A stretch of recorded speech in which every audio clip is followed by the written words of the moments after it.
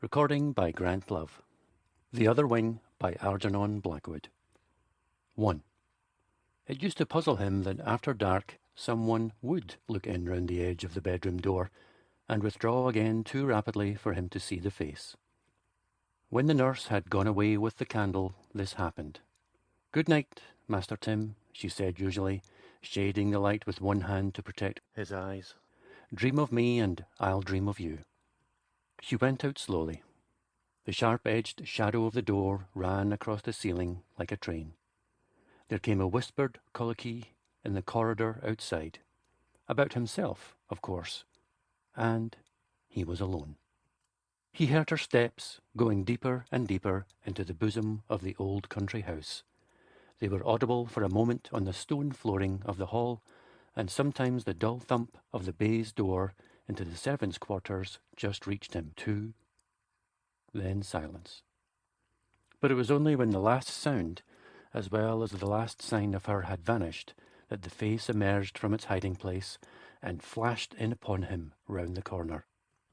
As a rule, too, it came just as he was saying, "Now I'll go to sleep. I won't think any longer. Good night, Master Tim, and happy dreams." He loved to say this to himself. It brought a sense of companionship, as though there were two persons speaking. The room was on the top of the old house, a big, high-ceilinged room, and his bed against the wall had an iron railing round it. He felt very safe and protected in it. The curtains at the other end of the room were drawn. He lay watching the firelight dancing on the heavy folds, and their pattern, showing a spaniel chasing a long-tailed bird towards a bushy tree, interested and amused him. It was repeated over and over again. He counted the number of dogs, and the number of birds, and the number of trees, but could never make them agree. There was a plan somewhere in that pattern. If only he could discover it, the dogs and birds and trees would come out right. Hundreds and hundreds of times he had played this game, for the plan in the pattern made it possible to take sides, and the bird and dog were against him. They always won. However, Tim usually fell asleep just when the advantage was on his own side. The curtains hung steadily enough most of the time, but it seemed to him once or twice that they stirred, hiding a dog or bird on purpose to prevent his winning. For instance, he had 11 birds and 11 trees, and, fixing them in his mind by saying, "That's 11 birds and 11 trees, but only 10 dogs," his eyes darted back to find the 11th dog, when the curtain moved and threw all his calculations into confusion again. The 11th dog was hidden. He did not quite like the movement. It gave him questionable feelings. Rather, for the curtain did not move of itself. Yet usually he was too intent upon counting the dogs to feel positive alarm. Opposite to him was the fireplace, full of red and yellow coals, and, lying with his head sideways on the pillow, he could see directly in between the bars. When the coals settled with a soft and powdery crash, he turned his eyes from the curtains to the grate, trying to discover exactly which bits had fallen. So long as the glow was there, the sound seemed pleasant enough. But sometimes he awoke later in the night, the room huge with darkness, the fire almost out, and the sound was not so pleasant then. It startled him. The coals did not fall of themselves. It seemed that someone poked them cautiously. The shadows were very thick before the bars. As with the curtains, moreover, the morning aspect of the extinguished fire, the ice-cold cinders that made a clinking sound like tin, caused no emotion whatever in his soul. And it was usually while he lay waiting for sleep, tired both of the curtain and the coal games, on the point, indeed, of saying, "I'll go to sleep now," that the puzzling thing took place. He would be staring drowsily at the dying fire, perhaps counting the stockings and flannel garments that hung along the high fender rail, when suddenly a person looked in with lightning swiftness through the door and vanished again before he could possibly turn his head to see. The appearance and disappearance were accomplished with amazing rapidity always. It was a head and shoulders that looked in, and the movement combined the speed, the lightness, and the silence of a shadow. Only it was not a shadow. A hand held the edge of the door. The face shot round, saw him, and withdrew like lightning. It was utterly beyond him to imagine anything more quick and clever. It darted. He heard no sound. It went. But it had seen him, looked him all over, examined him, noted what he was doing with that lightning glance. It wanted to know if he were awake still or asleep. And though it went off, it still watched him from a distance. It waited somewhere. It knew all about him. Where it waited, no one could ever guess. It came, probably, he felt, from beyond the house, possibly from the roof, but most likely from the garden or the sky. Yet, though strange, it was not terrible. It was a kindly and protective figure, he felt, and when it happened, he never called for help, because the occurrence simply took his voice away. It comes from the nightmare passage, he decided, but it's not a nightmare. It puzzled him. Sometimes, moreover, it came more than once in a single night. He was pretty sure, not quite positive, that it occupied his room as soon as he was properly asleep. It took possession, sitting perhaps before the dying fire, standing upright behind the heavy curtains, or even lying down in the empty bed his brother used when he was home from school. Perhaps it played the curtain game. Perhaps it poked the coals. It knew at any rate where the 11th dog had lain concealed. It certainly came in and out. Certainly, too, it did not wish to be seen. For more than once, on waking suddenly in the midnight blackness, Tim knew it was standing close beside his bed and bending over him. He felt, rather than heard, its presence. It glided quietly away. It moved with marvellous softness, yet he was positive it moved. He felt the difference, so to speak. It had been near him, now it was gone. It came back, too, just as he was falling into sleep again. Its midnight coming and going, however, stood out sharply different from its first, shy, tentative approach. For in the firelight it came alone, whereas in the black and silent hours it had with it others. And it was then he made up his mind that its swift and quiet movements were due to the fact that it had wings. It flew, and the others that came with it in the darkness were its little ones. He also made up his mind that all were friendly, comforting, protective, and that while positively not a nightmare, it yet came somehow along the nightmare passage before it reached him. "You see, it's like this," he explained to the nurse. "The big one comes to visit me alone, but it only brings its little ones when I'm quite asleep." "Then the quicker you get to sleep the better, isn't it, Master Tim?" He replied, "Rather. I always do, only I wonder where they come from."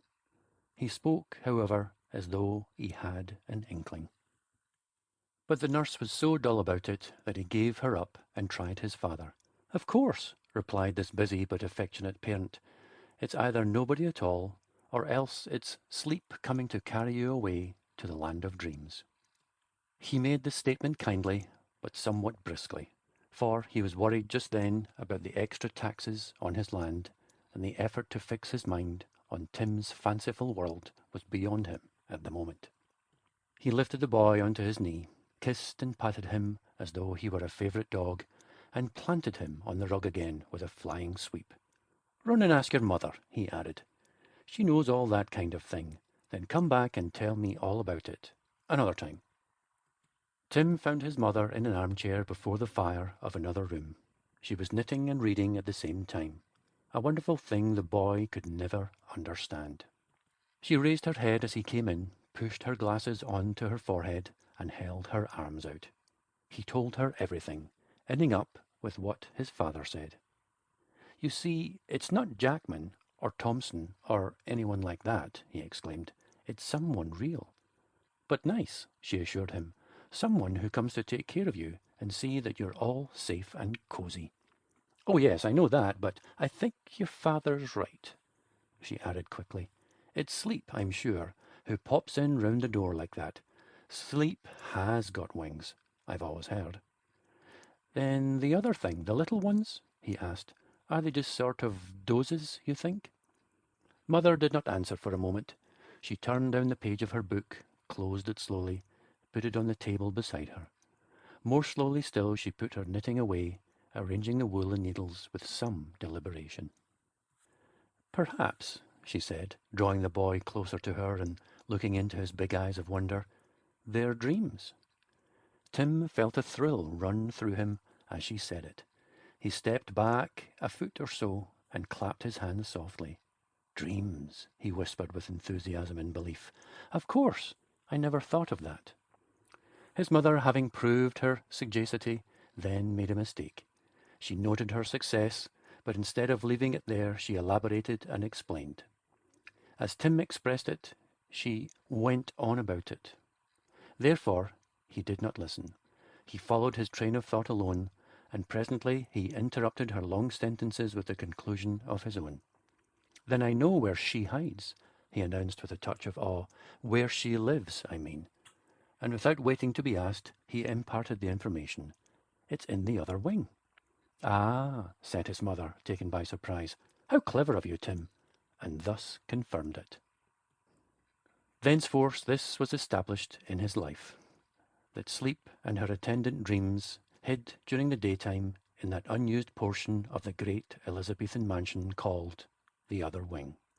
This other wing was unoccupied, its corridors untrodden, its windows shuttered and its rooms all closed. At various places green baize doors led into it, but no one ever opened them. For many years this part had been shut up, and for the children, properly speaking, it was out of bounds.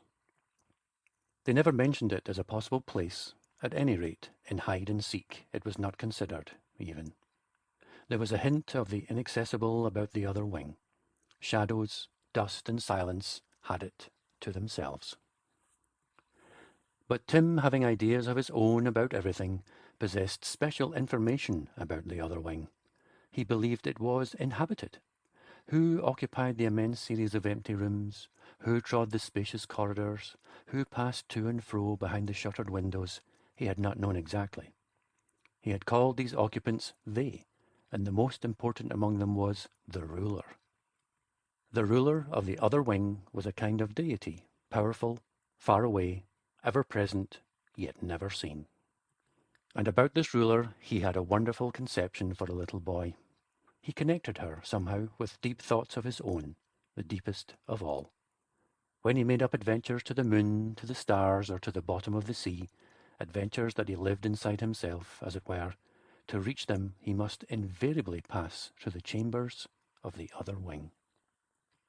Those corridors and halls, the nightmare passage among them, lay along the route. They were the first stage of the journey.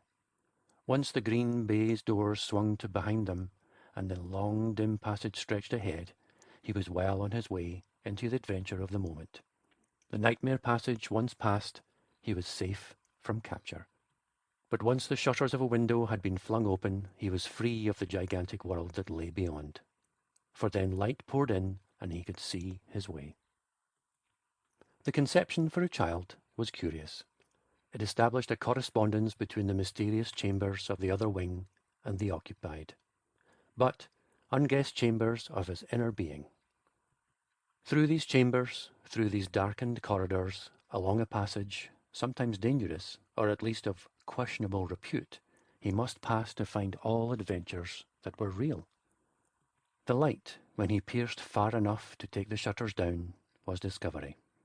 Tim did not actually think, much less say, all this. He was aware of it, however. He felt it. The other wing was inside himself, as well as through the green baize doors. His inner map of wonder included both of them. But now, for the first time in his life, he knew who lived there and who the ruler was. A shutter had fallen of its own accord, light poured in, he made a guess, and Mother had confirmed it. Sleep and her little ones, the host of dreams, were the daylight occupants. They stole out when the darkness fell. All adventures in life began and ended by a dream, discoverable by first passing through the other wing. 2. And having settled this, his one desire now was to travel over the map upon journeys of exploration and discovery. The map inside himself he knew already, but the map of the other wing he had not seen. His mind knew it. He had a clear mental picture of rooms and halls and passages, but his feet had never trod the silent floors where dust and shadows hid the flock of dreams by day. The mighty chambers where sleep ruled he longed to stand in, to see the ruler face to face. He made up his mind to get into the other wing. To accomplish this was difficult, but Tim was a determined youngster, and he meant to try. He meant also to succeed. He deliberated.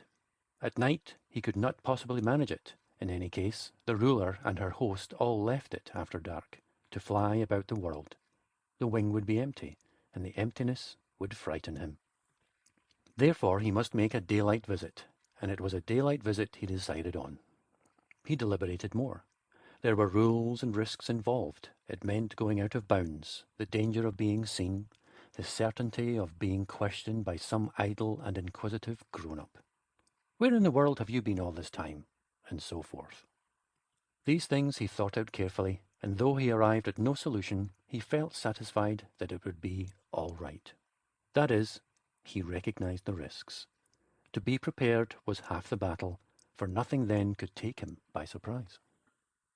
The notion that he might slip in from the garden was soon abandoned. The red bricks showed no openings. There was no door from the courtyard. Also, entrance was impracticable. Even on tiptoe, he could barely reach the broad window-sills of stone. When playing alone or walking with the French governess, he examined every outside possibility. None offered. The shutters, supposing he could reach them, were thick and solid. Meanwhile, when opportunity offered, he stood against the outside walls and listened, his ear pressed against the tight red bricks. The towers and gables of the wing rose overhead. He heard the wind go whispering along the eaves. He imagined tiptoe movements and a sound of wings inside.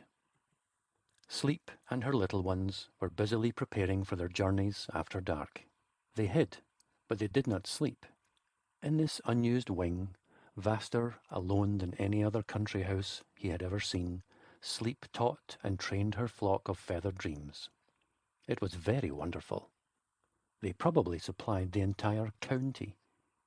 But more wonderful still was the thought that the ruler herself should take the trouble to come to his particular room and personally watch over him all night long. That was amazing. And it flashed across his imaginative, inquiring mind. Perhaps they take me with them. The moment I'm asleep, that's why she comes to see me. Yet his chief preoccupation was how Sleep got out. Through the green baize doors, of course. By a process of elimination, he arrived at a conclusion. He, too, must enter through a green baize door and risk detection. Of late, the lightning visits had ceased. The silent, darting figure had not peeped in and vanished as it used to do. He fell asleep too quickly now, almost before Jackman reached the hall, and long before the fire began to die. Also, the dogs and birds upon the curtains always matched the trees exactly, and he won the curtain game quite easily. There was never a dog or bird too many. The curtain never stirred. It had been thus ever since his talk with mother and father, and so he came to make a second discovery. His parents did not really believe in his figure. She kept away on that account. They doubted her. She hid. Here was still another incentive to go and find her out. He ached for her. She was so kind, she gave herself so much trouble, just for his little self in the big and lonely bedroom. Yet his parents spoke of her as though she were of no account. He longed to see her face to face and tell her that he believed in her and loved her. For he was positive she would like to hear it. She cared. Though he had fallen asleep of late too quickly for him to see her flash in at the door, he had known nicer dreams than ever in his life before, travelling dreams. And it was she who sent them. More, he was sure she took him out with her. One evening in the dusk of a March day, his opportunity came, and only just in time, for his brother Jack was expected home from school on the morrow, and with Jack in the other bed, no figure would ever care to show itself. Also, it was Easter, and after Easter, though Tim was not aware of it at the time, he was to say good-bye finally to governesses and become a day boarder at a preparatory school for Wellington. The opportunity offered itself so naturally, moreover, that Tim took it without hesitation. It never occurred to him to question, much less to refuse it. The thing was obviously meant to be, for he found himself unexpectedly in front of a green baize door, and the green baize door was swinging. Somebody, therefore, had just passed through it. It had come about in this wise. Father, away in Scotland at Inglemuir, the shooting place, was expected back next morning. Mother had driven over to the church upon some Easter business or other, and the governess had been allowed her holiday at home in France. Tim, therefore, had the run of the house, and in the hour between tea and bedtime he made good use of it. Fully able to defy such second-rate obstacles as nurses and butlers, he explored all manner of forbidden places with ardent thoroughness, arriving finally in the sacred precincts of his father's study. This wonderful room was the very heart and centre of the whole big house. He had been birched here long ago. Here, too, his father had told him with a grave yet smiling face, "You've got a new companion, Tim, a little sister. You must be very kind to her." Also, it was the place where all the money was kept. What he called father's jolly smell was strong in it. Papers, tobacco, books, flavoured by hunting crops and gunpowder. At first he felt odd, standing motionless just inside the door, but presently, recovering equilibrium, he moved cautiously on tiptoe towards the gigantic desk where important papers were piled in untidy patches. These he did not touch, but beside them his quick eye noted the jagged piece of iron shell his father brought home from his Crimean campaign and now used as a letter weight. It was difficult to lift, however. He climbed into the comfortable chair and swung round and round. It was a swivel chair, and he sank down among the cushions in it, staring at the strange things on the great desk before him as if fascinated. Next he turned away and saw the stick rack in the corner. This he knew he was allowed to touch. He had played with these sticks before. There were 20, perhaps, all told, with curious carved handles brought from every corner of the world, many of them cut by his father's own hand in queer and distant places. And among them Tim fixed his eye upon a cane with an ivory handle, a slender, polished cane that he had always coveted tremendously. It was the kind he meant to use when he was a man. It bent, it quivered, and when he swished it through the air, it trembled like a riding whip and made a whistling noise. Yet it was very strong in spite of its elastic qualities.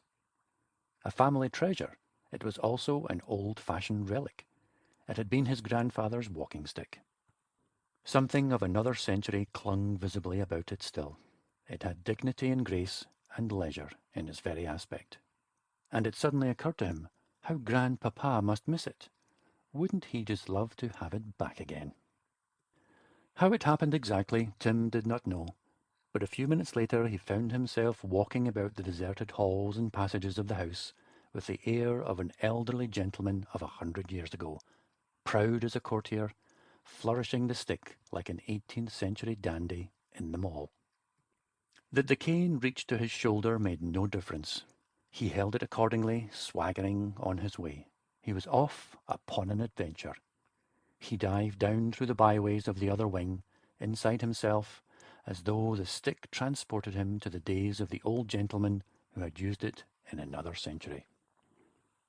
It may seem strange to those who dwell in smaller houses, but in this rambling Elizabethan mansion there were whole sections that, even to Tim, were strange and unfamiliar. In his mind the map of the other wing was clearer by far than the geography of the part he travelled daily. He came to passages and dim-lit halls, long corridors of stone beyond the picture gallery, narrow wainscoted connecting channels with 4 steps down, and a little later 2 steps up. Deserted chambers with arches guarding them, all hung with the soft March twilight and all bewilderingly unrecognized. With a sense of adventure born of naughtiness, he went carelessly along, farther and farther into the heart of this unfamiliar country, swinging the cane, one thumb stuck into the armpit of his blue serge suit, whistling softly to himself, excited yet keenly on the alert, and suddenly found himself opposite a door that checked all further advance. It was a green baize door, and it was swinging. He stopped abruptly, facing it. He stared. He gripped his cane more tightly. He held his breath. The other wing, he gasped in a swallowed whisper. It was an entrance, but an entrance he had never seen before. He thought he knew every door by heart, but this one was new. He stood motionless for several minutes, watching it. The door had two halves, but one half only was swinging, each swing shorter than the one before. He heard the little puffs of air it made. It settled finally, the last movements very short and rapid. It stopped. And the boy's heart, after similar rapid strokes, stopped also, for a moment. Someone's just gone through, he gulped, and even as he said it, he knew who the someone was. The conviction just dropped into him. It's grandfather. He knows I've got his stick. He wants it. On the heels of this flashed instantly another amazing certainty. He sleeps in there. He's having dreams. That's what being dead means. His first impulse then took the form of, I must let father know. It'll make him burst for joy. But his second was for himself, to finish his adventure. And it was this, naturally enough, that gained the day. He could tell his father later. His first duty was plainly to go through the door into the other wing. He must give the stick back to its owner. He must hand it back. The test of will and character came now. Tim had imagination, and so knew the meaning of fear, but there was nothing craven in him. He could howl and scream and stamp like any other person of his age when the occasion called for such behaviour, but such occasions were due to temper roused by a thwarted will, and the histrionics were half pretended to produce a calculated effect. There was no one to thwart his will at present. He also knew how to be afraid of nothing, to be afraid without ostensible cause, that is, which was merely nerves. He could have the shudders with the best of them. But when a real thing faced him, Tim's character emerged to meet it. He would clench his hands, brace his muscles, set his teeth, and wish to heaven he was bigger. But he would not flinch. Being imaginative, he lived the worst a dozen times before it happened. Yet, in the final crash, he stood up like a man. He had that highest pluck, the courage of a sensitive temperament. And at this particular juncture, somewhat ticklish for a boy of 8 or 9, it did not fail him. He lifted the cane and pushed the swinging door wide open. Then he walked through it, into the other wing. 3. The green baize door swung to behind him. He was even sufficiently master of himself to turn and close it with a steady hand, because he did not care to hear the series of muffled thuds its lessening swings would cause. But he realized clearly his position, knew he was doing a tremendous thing. Holding the cane between fingers very tightly clenched, he advanced bravely along the corridor that stretched before him, and all fear left him from that moment, replaced, it seemed, by a mild and exquisite surprise. His footsteps made no sound. He walked on air instead of darkness, or the twilight he expected, a diffused and gentle light that seemed like the silver on the lawn when a half-moon sails a cloudless sky, lay everywhere. He knew his way, moreover, knew exactly where he was and whither he was going. The corridor was as familiar to him as the floor of his own bedroom. He recognized the shape and length of it. It agreed exactly with the map he had constructed long ago. Though he had never, to the best of his knowledge, entered it before, he knew with intimacy its every detail. And thus the surprise he felt was mild and far from disconcerting. I'm here again, was the kind of thought he had. It was how he got here that caused the faint surprise, apparently. He no longer swaggered, however, but walked carefully and half on tiptoe, holding the ivory handle of the cane with a kind of affectionate respect. And, as he advanced, the light closed softly up behind him, obliterating the way by which he had come. But this he did not know, because he did not look behind him. He only looked in front, where the corridor stretched its silvery length towards the great chamber where he knew the cane must be surrendered.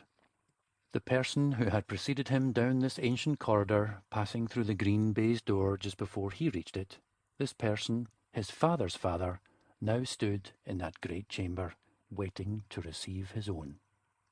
Tim knew it as surely as he knew he breathed. At the far end, he even made out the larger part of silvery light which marked its gaping doorway.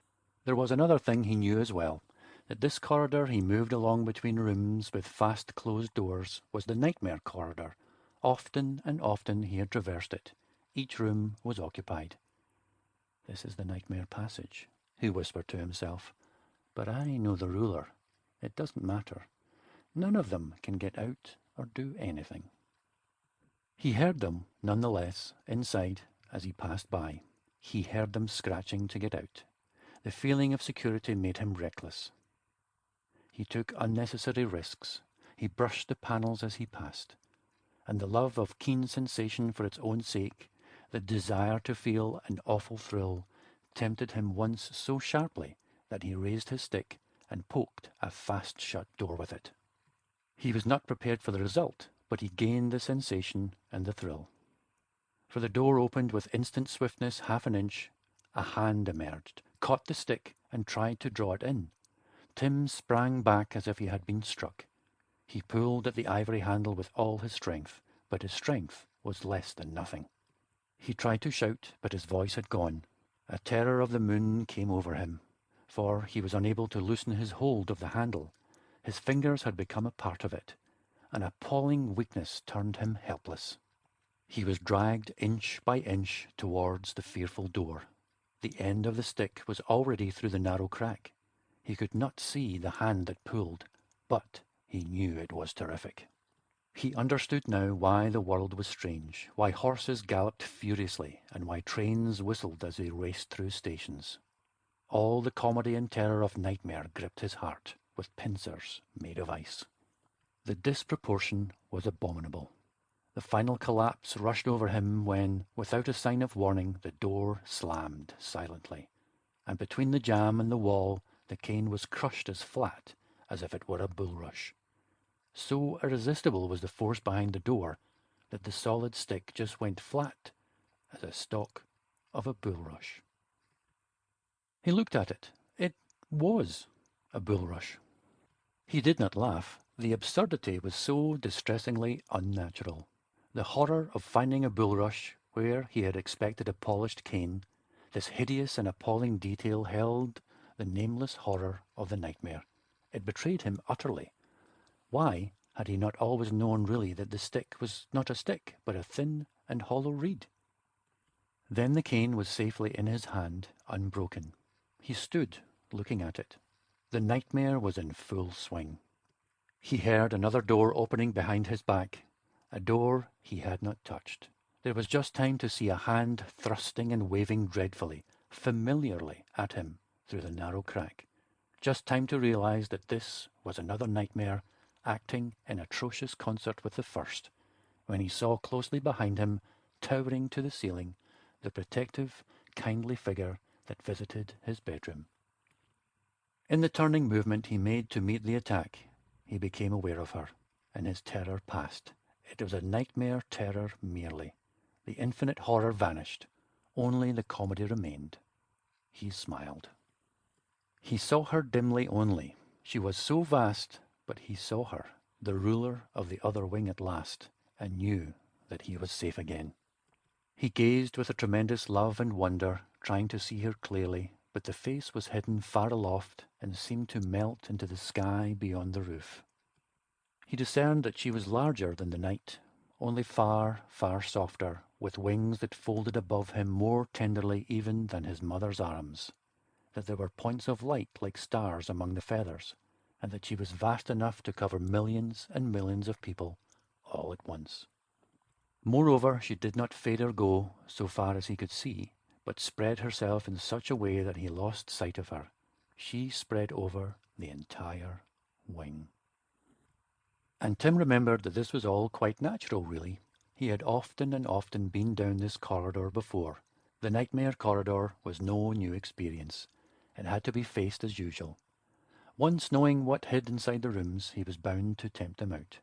They drew, enticed, attracted him. This was their power.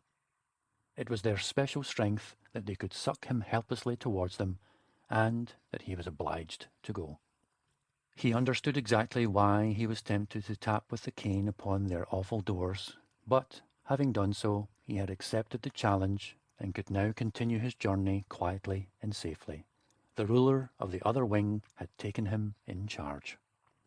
A delicious sense of carelessness came on him. There was softness as of water in the solid things about him, nothing that could hurt or bruise. Holding the cane firmly by its ivory handle, he went forward along the corridor, walking as on air. The end was quickly reached. He stood upon the threshold of the mighty chamber where he knew the owner of the cane was waiting. The long corridor lay behind him. In front he saw the spacious dimensions of a lofty hall that gave him the feeling of being in the Crystal Palace, Euston Station, or St. Paul's. High, narrow windows, cut deeply into the wall, stood in a row upon the other side. An enormous open fireplace of burning logs was on his right. Thick tapestries hung from the ceiling to the floor of stone, and in the centre of the chamber was a massive table of dark, shining wood, great chairs with carved, stiff backs set here and there beside it. And in the biggest of these throne-like chairs there sat a figure looking at him gravely, the figure of an old, old man. Yet there was no surprise in the boy's fast-beating heart. There was a thrill of pleasure and excitement only, a feeling of satisfaction. He had known quite well the figure would be there, known also it would look like this exactly. He stepped forward onto the floor of stone without a trace of fear or trembling, holding the precious cane in two hands now before him, as though to present it to its owner. He felt proud and pleased. He had run risks for this. And the figure rose quietly to meet him, advancing in a stately manner over the hard stone floor. The eyes looked gravely, sweetly down at him. The aquiline nose stood out. Tim knew him perfectly. The knee breeches of shining satin, the gleaming buckles on the shoes, the neat, dark stockings, the lace and ruffles about neck and wrists, the coloured waistcoat opening so widely, all the details of the picture over father's mantelpiece, where it hung between two Crimean bayonets, were reproduced in life before his eyes at last. Only the polished cane with the ivory handle was not there. Tim went 3 steps nearer to the advancing figure and held out both his hands with the cane laid crosswise on them. "I've brought it, grandfather," he said in a faint but clear and steady tone. "Here it is." And the other stooped a little, put out 3 fingers half concealed by falling lace, and took it by the ivory handle. He made a courtly bow to Tim. He smiled, but though there was pleasure, it was a grave, sad smile. He spoke then. The voice was slow and very deep. There was a delicate softness in it, the suave politeness of an older day. "Thank you," he said. "I value it. It was given to me by my grandfather. I forgot it when I—" His voice grew indistinct a little. "Yes," said Tim. "When I left," the old gentleman repeated. "Oh," said Tim, thinking how beautiful and kind the gracious figure was. The old man ran his slender fingers carefully along the cane, feeling the polished surface with satisfaction. He lingered specially over the smoothness of the ivory handle. He was evidently very pleased. "I was not quite myself, at the moment," he went on gently. "My memory failed me somewhat." He sighed as though an immense relief was in him. "I forget things too sometimes," Tim mentioned sympathetically. He simply loved his grandfather. He hoped, for a moment, he would be lifted up and kissed. "I'm awfully glad I brought it," he faltered, "that you've got it again." The other turned his kind grey eyes upon him. The smile on his face was full of gratitude as he looked down. "Thank you, my boy. I am truly and deeply indebted to you. You courted danger for my sake. Others have tried before, but the nightmare passage... He broke off. He tapped the stick firmly on the stone flooring as though to test it. Bending a trifle, he put his weight upon it. Ah, he exclaimed with a short sigh of relief. I can now... His voice again grew indistinct. Tim did not catch the words. Yes? He asked again, aware for the first time that a touch of awe was in his heart. Get about again, the other continued very low. Without my cane, he added, the voice failing with each word the old lips uttered, I could not, possibly, allow myself to be seen. It was indeed deplorable, unpardonable of me, to forget in such a way. Zounds, sir, I... His voice sank away suddenly into a sound of wind.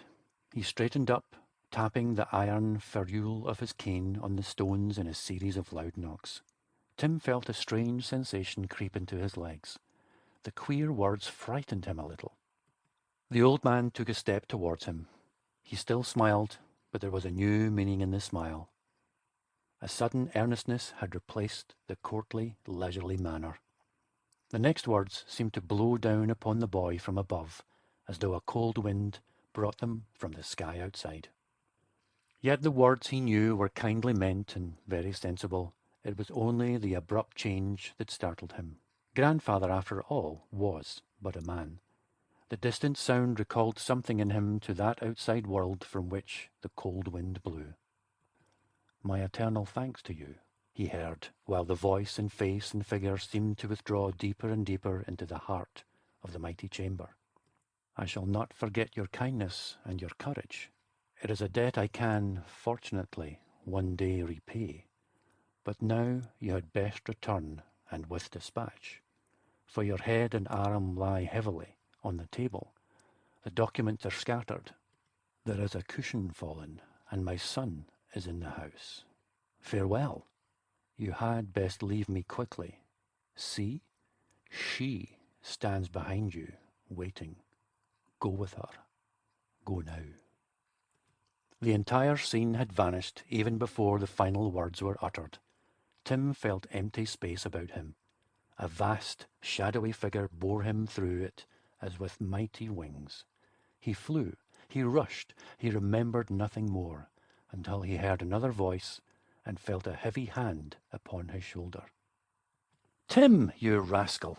What are you doing in my study, and in the dark, like this? He looked up into his father's face without a word. He felt dazed. The next minute his father had caught him up and kissed him. Ragamuffin! How did you guess I was coming back tonight? He shook him playfully and kissed his tumbling hair. And you've been asleep too, into the bargain.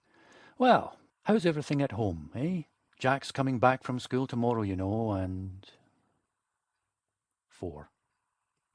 Jack came home indeed the following day, and when the Easter holidays were over, the governess stayed abroad, and Tim went off to adventures of another kind in their preparatory school for Wellington. Life slipped rapidly along with him. He grew into a man. His mother and his father died. Jack followed them within a little space. Tim inherited, married, settled down into his great possessions, and opened up the other wing. The dreams of imaginative boyhood all had faded. Perhaps he had merely put them away, or perhaps he had forgotten them. At any rate, he never spoke of such things now, and when his Irish wife mentioned her belief that the old country house possessed a family ghost, even declaring that she had met an 18th century figure of a man in the corridors, an old man who bends down upon a stick, Tim only laughed and said, That's as it ought to be, and if these awful land taxes force us to sell some day, a respectable ghost will increase the market value. But one night he awoke and heard a tapping on the floor. He sat up in bed and listened. There was a chilly feeling down his back. Belief had long since gone out of him. He felt uncannily afraid.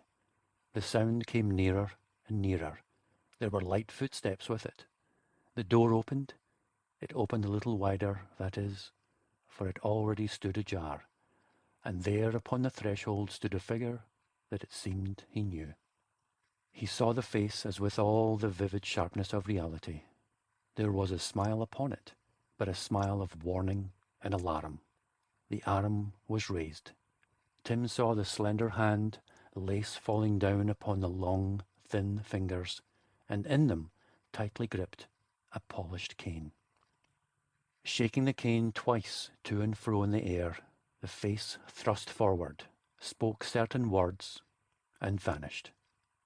But the words were inaudible, for though the lips distinctly moved, no sound apparently came from them. And Tim sprang out of bed. The room was full of darkness. He turned the light on. The door, he saw, was shut as usual. He had, of course, been dreaming, but he noticed a curious odour in the air. He sniffed it once or twice, then grasped the truth. It was a smell of burning. Fortunately, he awoke just in time. He was acclaimed a hero for his promptitude. After many days, when the damage was repaired and nerves had settled down once more into the calm routine of country life, he told the story to his wife, the entire story. He told the adventure of his imaginative boyhood with it. She asked to see the old family cane, and it was this request of hers that brought back to memory a detail Tim had entirely forgotten all these years. He remembered it suddenly again, the loss of the cane, the hubbub his father kicked up about it, the endless, futile search. For the stick had never been found, and Tim, who was questioned very closely concerning it, swore with all his might that he had not the smallest notion where it was, which was, of course, the truth. End of The Other Wing by Algernon Blackwood. Recording by Grant Love.